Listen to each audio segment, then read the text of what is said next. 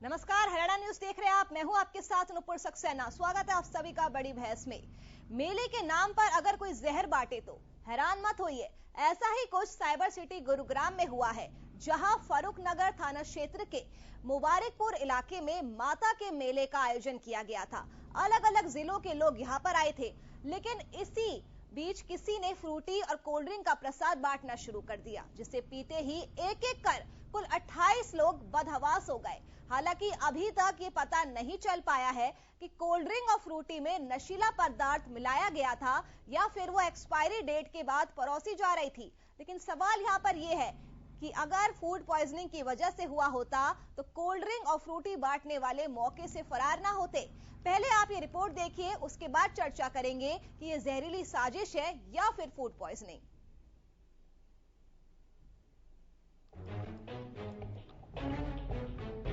गुरुग्राम में जहर वाला प्रसाद के रूप में किसने बांटा जहर? फ्रूटी में किसने मिलाया नशीला पदार्थ? 28 लोगों की जान का दुश्मन कौन? जहरीले मेले से सावधान। जी हाँ, जहरीले मेले से सावधानी इस वक्त बेहद जरूरी है। पहले आप अस्पताल में बेसुध पड़े इन लोगों को देखिए। ये वही लोग हैं जिन्हें प्रसाद के नाम पर नशीला पदार्थ दे दिया गया। मामला साइबर सिटी गुरुग्राम के फरूखनगर इलाके का है, जहां उस वक्त हड़कंप मच गया जब मेले में आए दर्जनों लोगों की अचानक हालत बिगड़ने लगी। दरअसल फरूखनगर थाना क्षेत्र के मुबारकपुर में माता का मेला लगा था। आसपास के ग्रामीण मेले का आनंद उठा रहे थे। तभी कुछ लोगों ने फ्रूटी और कोल्ड ड्रिंक का प्रसाद श्रद्धालुओं को बांटना शुरू कर दिया। फ्रूटी और कोल्ड ड्रिंक पीते ही श्रद्धालुओं की हालत बिगड़ने लगी। सभी को आनंद फानन में गुरुग्राम के सेक्टर 10 वाले सरकारी अस्पताल में भर्ती कराया गया। सर मैं सुता पड़ा सर, वो मेरे भाई थे, जो ताई थी, इसके साथ ठंडा में कोल्ड ड्रिंक में इसको पिया दिया सर। अच्छा, इसको फिर ना सोती थी कुछ भी। मैं उठा जी, जो बच्चे जो जग रहे थे नहीं उसको सारा को पिया दी थी, जो सुते थे नहीं उसको नहीं पियाया था। मेले में आए श्रद्धालुओं की माने तो किसी ने मेले में कोल्ड ड्रिंक और फ्रूटी बांटी और जिसने भी उसे पिया वो मेले में गिरता चला गया। इस जहरीली खुराफात की वजह से सबसे ज्यादा बच्चे और महिलाएं बीमार हुई है। सरकारी अस्पताल में मौजूद मरीजों के परिजनों की माने तो अभी भी हालत में ज्यादा सुधार दिखाई नहीं दे रहा है। सभी मरीज बदहवासी हालत में है। माता पे आए थे ना यहाँ कहाँ? मुबारकपुर। अच्छा, तो फिर क्या हुआ? फिर वहाँ को कोल्ड ड्रिंक बांट रहा था, तो छोटे बच्चे भी थे ना हमारे साथ, तो उन्होंने कोल्ड ड्रिंक पी है जी, और फिर 15-20 मिनट के बाद गिरने चालू हो गए। तो टोटल कितने लोग थे आपके साथ, बच्चे महिलाएं वगैरह? वैसे तो हमारे 20 बंदे थे, 20 में तो ये 8 बंदे हैं हमारे। अच्छा, ठीक है, ठीक है। हालांकि अभी तक ये पता नहीं लग पाया है कि कोल्ड ड्रिंक और फ्रूटी में नशीला पदार्थ मिलाया गया था या फिर वो एक्सपायरी डेट के बाद पड़ोसी जा रही थी। लोगों की पहचान भी नहीं हो पाई है, जो प्रसाद के रूप में जहर बांटकर फरार हो गए। बहरहाल गुरुग्राम पुलिस अब मामले की तफ्तीश में जुट चुकी है। आम से नीरज वशिष्ठ की रिपोर्ट।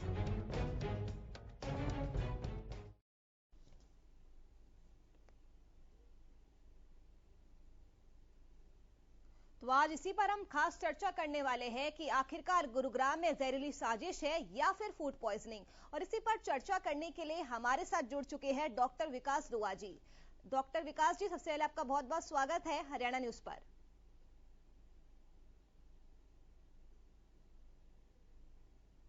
विकास जी, आप सुन पा रहे हैं मुझे?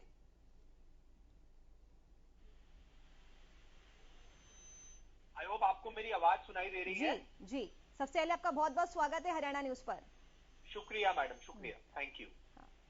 डॉक्टर जी, ये जो मामला सामने आया है गुरुग्राम में जहरीला प्रसाद बांटा गया है, हालांकि अभी ये बात स्पष्ट नहीं हो पाई है कि क्या ये फूड पॉइजनिंग का पूरा मैटर है या फिर जहरीला पदार्थ है। लेकिन फिर भी मैं आपसे पूछना चाहूंगी कि अगर किसी को फूड पॉइजनिंग होती है तो उसके लक्षण क्या है?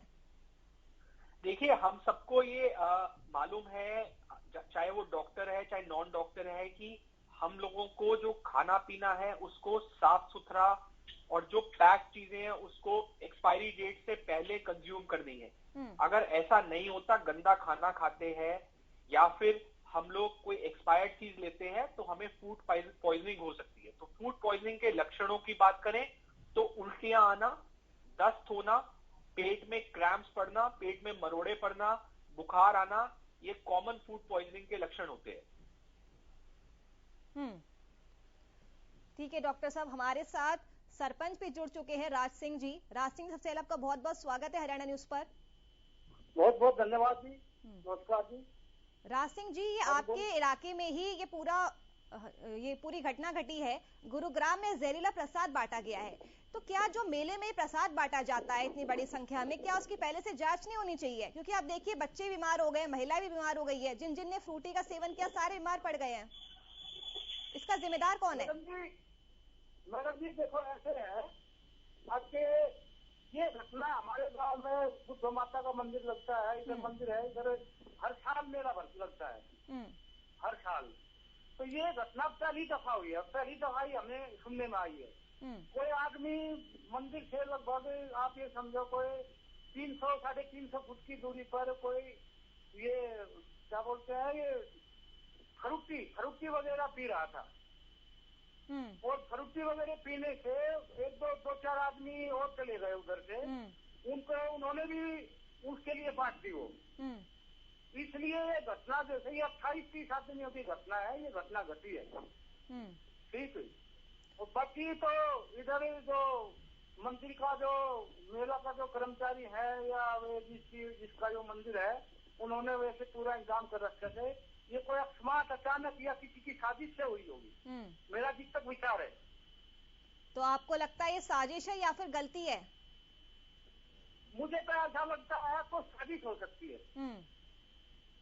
अभी तक कुछ उन लोगों का पता चल पाया है जिन्होंने नशीला पदार्थ मिलाया? हेलो मैडम जी, मेले को बदनाम करने के लिए, गांव को बदनाम करने के लिए, तो मुझे तो कुछ ऐसा लगता है कुछ साजिश है। पहले कभी नहीं हुआ ऐसा काम। ठीक है, बोलिए। डॉक्टर साहब, मैं आपके पास आना चाहूंगी। अगर ये फूड पॉइजनिंग का मैटर है तो किस समय हमें अस्पताल जाना चाहिए या फिर घर पर ही अपना इलाज करा सकते हैं? देखिए मैडम, ये बहुत इंपॉर्टेंट चीज है कि किसी को अगर फूड पॉइजनिंग होती है या फूड पॉइजनिंग का सस्पिशन होता है कि जैसे कुछ खाने पीने के बाद कुछ घंटों के अंदर, अब वो अलग अलग तरह के इन्फेक्शन, अलग अलग तरह के बैक्टीरिया अलग अलग प्रेजेंटेशन करते हैं। कुछ बहुत जल्दी उस उल्टी दस्त बुखार कर सकते हैं, कुछ 24 घंटे के बाद कर सकते हैं। तो अगर हमारे को कोई उल्टी दस्त बुखार या पेट में क्रैम्प्स कोई खाने पीने की चीजों के बाद आते हैं, हमें डाउट होता है कि ये खराब खाना था, बासी खाना था या फिर ये कोई एक्सपायर्ड चीज हमने खा ली है, तो हमेशा इमीडिएटली हमें मेडिकल सुपरविजन में जाना चाहिए। कोई भी सिंपल मेडिकल डॉक्टर, इवन एक MBBS डॉक्टर उस चीज का आपका इलाज कर सकता है, क्योंकि आपको उस चीज में मेनली एक सिम्टोमेटिक ट्रीटमेंट की जरूरत है। अगर आपको उल्टियां आ रही हैं, आपको उल्टी की दवाई, आपको दस्त लग रहे हैं, तो आपको ग्लूकोज चाहिए, आपको फ्लूइड चाहिए ताकि आपकी बॉडी में हाइड्रेशन मेंटेन रह सके, आपकी पानी की कमी ना हो रखे। आपको बुखार आ रहा है तो आपको पैरासिटामोल की दवाई या बुखार कम करने की दवाई है, ताकि उस चीज को आप उस वक्त को निकाल सके। और अगर हमें लगता है कोई उसमें जहरीला पदार्थ मिला हुआ है और हमें पता लग जाता है कि वो कौन सा जहरीला पदार्थ है, तो कुछ जहरीले पदार्थों के एंटीडोट्स भी अवेलेबल है, जिसके बारे में हमें डॉक्टर की सलाह के हिसाब से, डॉक्टर अगर उसको कहता है वो जहरीले पदार्थ का एंटीडोट अवेलेबल है और वो उसको यूज कर सकता है, तो मेडिकल सुपरविजन में उसको लगवाना चाहिए। राज सिंह जी, क्या आपने अस्पताल जाकर उन बच्चों और महिलाओं से मुलाकात की है जिनकी हालत अभी गंभीर बताई जा रही है? मैं तो नहीं पहुंचा हूँ, लेकिन इतना जरूर है कि मैंने पता लगाया था, जिसके ये माता वाले हैं उनसे भी मैंने पता लगाया था और लोगों से भी। अब उनकी हालत बिल्कुल ठीक है, कोई किसी किस्म की दिक्कतदारी नहीं है, ठीक है ना। अब फिलहाल ठीक है, कोई दिक्कत नहीं है। और इधर अपने हमारे गुड़गांव की जो CMO है, CMO साहब वे भी आए थे, वे भी चेक करके गए थे। इधर पूरी टीम आई थी, हर एक की दुकान को उसको सबको चेक करके गए हैं। पकौड़े वाले को, चाय वाले को, डिब्बा बंद जितना भी है सब सामान को चेक करके गए, ठीक है ना। तो वो तो कोई, मेरे ख्याल में तो मुझे ऐसा लगता है कल की कोई साजिश थी। और बोल दीजिए मैडम जी। राज सिंह जी, पहले आप ये बताइए कि इस लापरवाही के लिए जिम्मेदार कौन है, क्योंकि 28 लोगों की जान पर बात बनाई है, कई बच्चे भी उसमें शामिल है, ज्यादातर महिलाएं भी है, तो इस लापरवाही के लिए जिम्मेदार कौन है?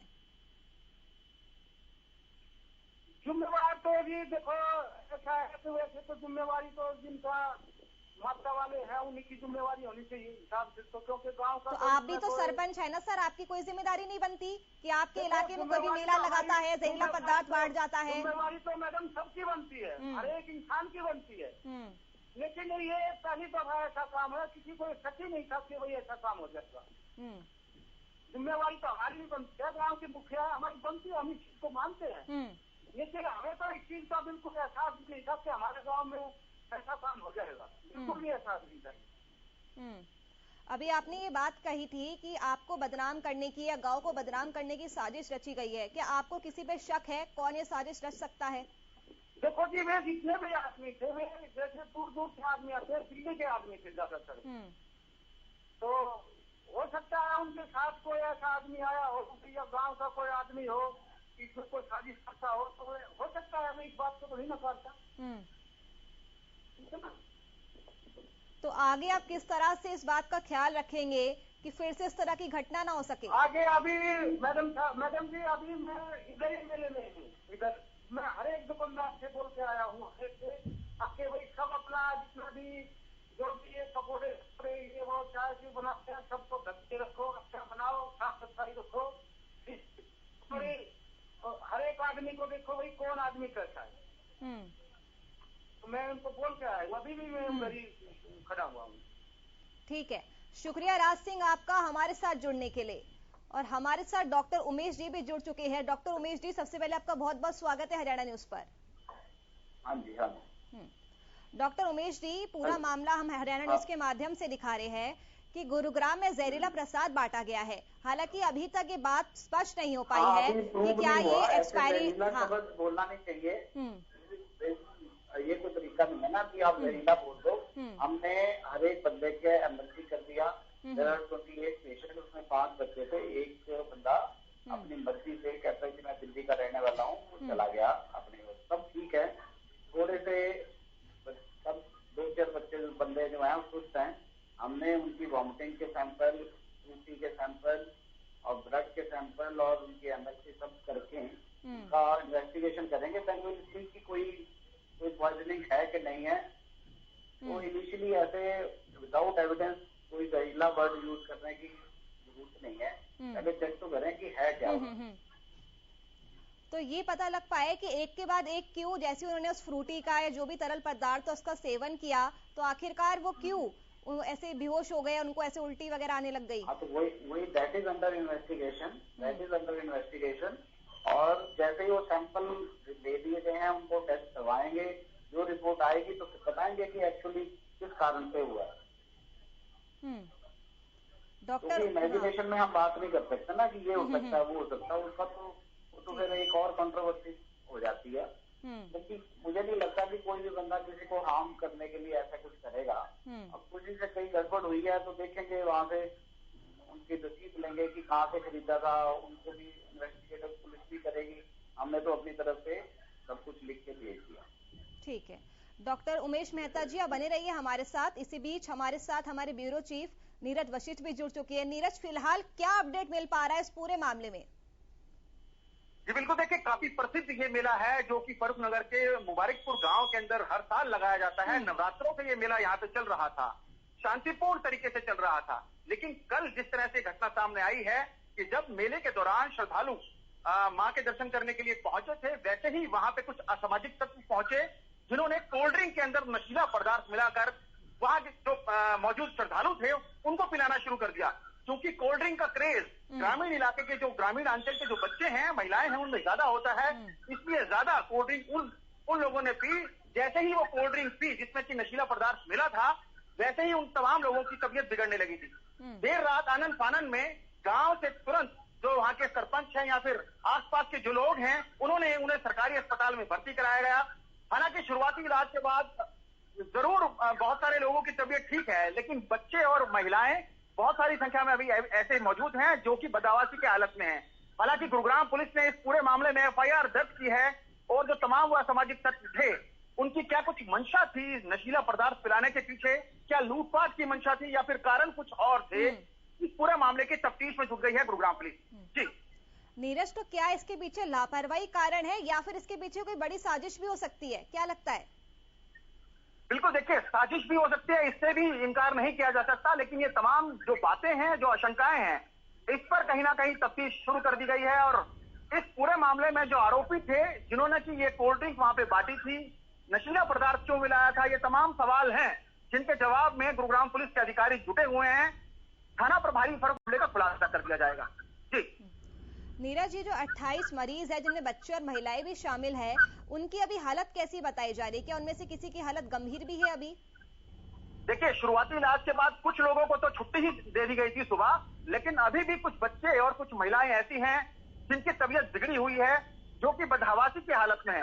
हालांकि जो डॉक्टर मौके पर मौजूद हैं, उनका कहना है कि जल्द ही ये लोग भी ठीक हो जाएंगे, जिन्हें कि घर भेजा जा सकेगा। लेकिन ऐसा कौन सा नशीला पदार्थ कोल्ड ड्रिंक में मिलाया था, इसको लेकर भी सैंपल कलेक्ट कर लिए गए हैं और इसको जांच के लिए भी भेजा गया है। ये कौन लोग थे, ये तो तफ्तीश का विषय जरूर है, लेकिन इस तरह के मेले में कहीं ना कहीं जो कि धार्मिक मेला था, धार्मिक उन्माद वहां पे चल रहा था, बड़ी संख्या में जो ग्रामीण थे वो वहां पे मेले में संलिप्त होने के लिए आए थे, शामिल होने के लिए आए थे। अब वो कौन लोग थे, कौन असामाजिक तत्व थे, इन पूरे मामले के तफ्तीश में गुरुग्राम पुलिस के अधिकारी जुटे हैं। ठीक है नीरज, बने रहिए हमारे साथ लगातार डॉक्टर विकास दुआ जी भी बने हुए हैं। डॉक्टर विकास जी, हमने लक्षणों की बात कर ली, हमने इलाज की बात कर ली, लेकिन फूड पॉइजनिंग एक बहुत ही आम बीमारी है, इसके बचाव के उपाय क्या है डॉक्टर साहब? देखिए, जैसे हमने बात करी कि फूड पॉइजनिंग हमारा बासी खाना या खराब खाने से हो सकती है या एक्सपायर्ड खाने से हो सकती है, तो बचाव बहुत सिंपल है। हमें साफ सुथरा पौष्टिक खाना खाना चाहिए, हमें स्वस्थ रहने के लिए घर का पका हुआ चीजें खानी चाहिए, अवॉइड करनी चाहिए ओपन फ्रूट्स, कहीं पर कटे हुए फ्रूट्स ओपन पड़े हैं जिसमें मक्खियां बैठ रही हैं या मच्छर बैठ रहे हैं, इसको अवॉइड करना चाहिए। हमें कोई भी खाने पीने की चीजें जो पैक्ड है उसकी एक्सपायरी डेट देख के चेक करके ही खाना चाहिए। तो इन तरीकों से हम अपने बच्चे को और अपने परिजनों को हम फूड पॉइजनिंग से बचा सकते हैं। ठीक है नीरज, मैं आपके पास दोबारा से आऊंगी। बड़ा सवाल सबके मन में यहाँ पर यही है कि इस लापरवाही के लिए जिम्मेदार कौन है, क्योंकि एक बहुत ही प्रसिद्ध मेला है जो हर साल लगता है। अगर उसमें इस तरह से लापरवाही होती है तो किस तरह से इसके लिए किसको जिम्मेदार ठहराना चाहिए? लगता है नीरज तक हमारी आवाज नहीं पहुंच पा रही है। डॉक्टर उमेश जी भी हमारे साथ लगातार बने हुए हैं। उमेश जी, तो अभी तक की जांच रिपोर्ट में क्या कुछ सामने आ पाया है? वही तो बता दिया आपको कि हमने सैंपल कलेक्ट करके इन्वेस्टिगेशन के लिए भेज दिए हैं। इट इज टू प्रीमेच्योर कि अभी हम सब कुछ बता दें, जैसे ही उसकी रिपोर्ट आएगी तब हम बता देंगे। क्या सभी मरीजों में एक जैसे ही लक्षण दिखाई दे रहे हैं? हाँ जी, क्या सभी मरीजों में एक जैसे ही लक्षण दिखाई दे रहे हैं या सब में कुछ अलग अलग है? कुछ मरीजों को जो आप ठीक कह रहे हो कि 5-4 लोग थोड़े से ज्यादा हैं, जो हमारे मेडिकल स्पेशलिस्ट ने देख लिया है उनको और उनका इलाज कर रहे हैं और सारे आउट ऑफ डेंजर। ठीक है डॉक्टर विकास दुआ, शुक्रिया आपका हमारे साथ जुड़ने के लिए। डॉक्टर विकास जी भी हमारे साथ लगातार बने हुए हैं। डॉक्टर विकास जी, मैं आपसे यहाँ पर ये पूछना चाहूंगी कि फूड पॉइजनिंग के अलावा अगर जैसे कोई एक्सपायरी डेट का सामान खा लेता है तो क्या उसकी वजह से भी फूड पॉइजनिंग होती है और उससे कैसे बच सकते हैं हम? जी मैडम, ये बात हम अभी कर चुके हैं कि अगर हमारे को कोई एक्सपायर्ड खाने पीने की चीज हम ले लें तो उससे हमें फूड पॉइजनिंग हो सकती है। तो बचाव बिल्कुल सिंपल है, हमें उस चीज को अवॉइड करना है। अगर अवॉइड करेंगे तो वो एक प्रिकॉशन हो जाएगी कि हमारे को फूड पॉइजनिंग होने के चांसेस कम हो जाएंगे। अगर हमें गलती से हम एक्सपायर्ड चीज खा लेते हैं और हमें फूड पॉइजनिंग हो जाती है, जिसके लक्षणों के बारे में हम बात कर चुके हैं, तो हमें मेडिकल एक सुपरविजन में जाके इलाज कराना चाहिए। जो हमने सिम्टोमेटिक इलाज की बात करी कि ग्लूकोज ले, अगर हमारे को पानी की कमी है, दस्त चल रहे हैं, ग्लूकोज लगवाना है, उल्टी की दवाइयां हैं, उल्टी हो रही है, बुखार आ रहा है, बुखार की दवाइयां हैं, पेट में क्रैम्प्स पड़ रहे हैं, एंटीस्पाज्मोटिक मेडिसिन है, ये लेके हम ठीक हो सकते हैं। अगर डॉक्टर विकास जी, अगर कोई ऐसी स्थिति में है जो डॉक्टर के पास नहीं जा सकता है, मेडिकल सुपरविजन में नहीं जा सकता है, तो घर पर रहकर वो अपना कैसे इलाज कर सकता है? ठीक है, आइडियली तो डॉक्टर के पास जाना चाहिए। आपके नियर बाय जो भी आपके एक क्वालिफाइड मेडिकल प्रैक्टिशनर है उनके पास जाइए। किसी वजह से आप नहीं पाते, आप बहुत दूर दराज रहते हैं जहां पर आपके पास मेडिकल फैसिलिटी संभव नहीं है, तो एटलीस्ट सिम्टोमेटिक ट्रीटमेंट एटलीस्ट जो आप अपने आप कर सकते हैं वो ये है कि अगर आपको दस्त चल रहे हैं तो आप नमक चीनी का घोल ले सकते हैं। आपको अगर उल्टियां चल रही हैं, आपको उल्टी की मेडिसिन के बारे में नहीं पता और बिना सुपरविजन के बिना पूछे तो हमें लेना भी नहीं चाहिए ऐसे मेडिसिन, तो आप एटलीस्ट सिप्स ऑफ वाटर ले सकते हैं ताकि आपको एक साथ ज्यादा खाएंगे तो उल्टी ज्यादा आएगी। बुखार आ रहा है, शरीर में दर्द है, तो हमें आराम करना चाहिए। इन सब चीजों से हो सकता है हम लोग स्वस्थ हो जाए दोबारा से। डॉक्टर विकास जी, यहाँ पे शुरुआती लक्षण क्या है जिससे कि अगर उसको कोई लक्षण हो मरीज को तो शुरुआत में पहचान जाए कि हाँ मुझे फूड पॉइजनिंग हो चुकी है और मुझे अब इलाज की जरूरत है? देखिए, अगर हमारे को जो हमने 4 चीजों की बात करी, उल्टी आना, दस्त होना, बॉडी एक्स होना, बुखार आना, सुस्त पड़ना या हमारे पेट में मरोड़े पड़ना, इसमें से कोई भी सिम्टम हमारे को शुरू होता है तो हमें पता है कि हमने कोई खराब चीज खा ली है जो बेसिकली हेल्दी नहीं थी या कोई एक्सपायर्ड चीज थी या कोई खाने पीने की चीजों में मक्खियां या मच्छर बैठे हुए थे हमने खा ली है और इसमें से कोई सिम्टम स्टार्ट होता है तो हमें प्रिज्यूम कर सकते हैं कि हमारे को फूड पॉइजनिंग हो सकती है और हमारे को पहले सिम्टम के साथ ही हमें डॉक्टर की सलाह के हिसाब से आगे बढ़ना चाहिए। आप बने रहिए हमारे साथ एक बार फिर से सरपंच साहब जुड़ चुके हैं, राज सिंह जी। अब आप ये बताइए कि 28 लोगों की जान का दुश्मन कौन है, ये आपको क्या लगता है? देखो जी, 28 लोगों की जान का दुश्मन तो वही है जिसमें ये फरूटी बचती है और उधर से लोग बाग वो कम से कम माता के मन से आप ये समझो कोई 300 फुट की 400 फुट की दूरी पर वे बैठे बैठे पी रहे थे। उधर आदमी गए हैं और आदमी जाने के बाद में उन्होंने बांटी है, अब भाई तुम भी ले लो, तुम भी ले लो, तुम भी ले लो। तो मेरे हिसाब से तो 28 लोगों को जान का दुश्मन वही है जिसने फरूटी बांटी है। और मेरे हिसाब से तो ये कोई, मैं तो अपनी बताता हूँ, अपनी पर्सनली राय देता हूँ आपको, आपके ये कोई साजिश थी। पहले अभी हमारे गांव में माता के मेले में कभी भी ऐसा काम नहीं हुआ था। आगे बोलिए मैडम। राज सिंह जी, बिल्कुल आपने सही कहा, क्योंकि अगर ये फूड पॉइजनिंग होती तो जिन्होंने भी कोल्ड ड्रिंक या फ्रूटी बांटी तो आखिरकार वो मौके से फरार क्यों होते? मैडम जी सुनाई नहीं दिया। मैं यही कह रही हूँ कि आप मेरी आवाज सुन पा रहे हैं? हाँ। मैं यहाँ पर यही कह रही हूँ कि अगर ये फूड पॉइजनिंग ही होती तो जिस तरह से जिसने कोल्ड ड्रिंक और फ्रूटी बांटी तो वहां से मौके से फरार क्यों हो जाते? नहीं, वो तो फरार तो हो ही गए। फरार तो पता ही नहीं चला, वही वो तो बेहोश लोग हुए हैं उधर पड़े। लोगों ने माता वाले को बताया तब पता चला, उसने फटाफट इंतजाम किया है गाड़ियों का और एम्बुलेंस का इंतजाम किया है, फटाफट उसने अस्पताल में पहुंचाया सभी लोगों को। वो तो फरार होगा, अभी तक पता नहीं चला वो आदमी कौन है। ठीक है, हमारे साथ डॉक्टर विकास जी भी लगातार बने हुए हैं। विकास जी, क्या हर एक केस में अस्पताल में होना एडमिट हो जाता है अगर ये फूड पॉइजनिंग का केस है? जी मैडम, मैंने अभी ये बात करी है कि अगर हल्का फुल्की प्रॉब्लम्स हैं, हल्का फुल्का पेट दर्द हो रहा है, एक आध बार मोशन पतला आया है और हल्का सा बुखार है 100 डिग्री आसपास, तो शायद आपको एडमिट होने की आवश्यकता नहीं है। बट हाँ, अगर हमारे तेज बुखार आ रहा है, हमारे लूज मोशन शुरू हो गए हैं जो ज्यादा मात्रा में हो रहे हैं, उल्टियां हैं 2-4 बार हो चुकी हैं और लगता है हमें परसिस्ट कर रही हैं, पेट में तेज मरोड़े आ रहे हैं, तो डेफिनेटली एक आध दिन के लिए एडमिट होना ही समझदारी है ताकि चीजें जल्दी से जल्दी कंट्रोल हो सके। ठीक है डॉक्टर विकास जी, आपका बहुत बहुत शुक्रिया हमारे साथ जुड़ने के लिए। राज सिंह जी, आपका भी बहुत बहुत धन्यवाद हमारे खास कार्यक्रम में जुड़ने के लिए। तो फिलहाल के इस खास पेशकश से मेरे साथ बस इतना ही। नमस्कार।